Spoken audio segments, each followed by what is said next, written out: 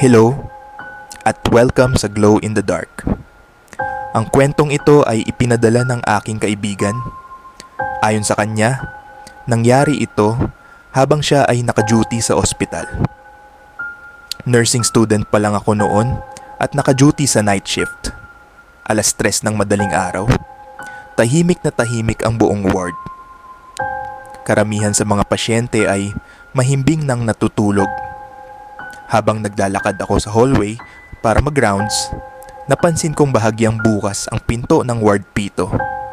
Nagtaka ako dahil wala namang naka-admit na pasyente doon. Dahan-dahan akong lumapit at sumilip sa loob. Madilim ang kwarto. Walang tao. Walang kama na ginagamit. Akala ko nagkamali lang ako ng tingin, kaya isasara ko na sana ang pinto. Pero habang nakatayo ako doon, may napansin ako. May anino sa loob ng kwarto. Parang may taong nakatayo sa pinakadulo. Pero hindi ko makita ng malinaw. Unti-unti akong napaatras. At doon ko naalala ang sinabi ng senior nurse kanina.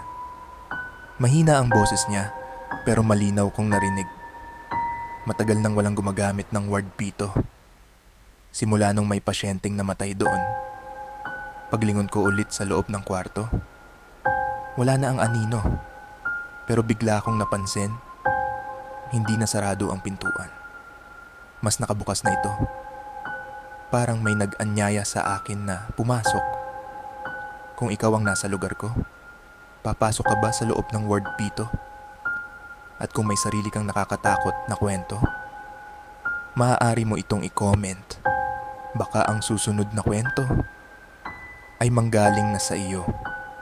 Ito ang Glow in the Dark, kung saan ang mga kwento ay hindi palaging nagtatapos sa liwanag.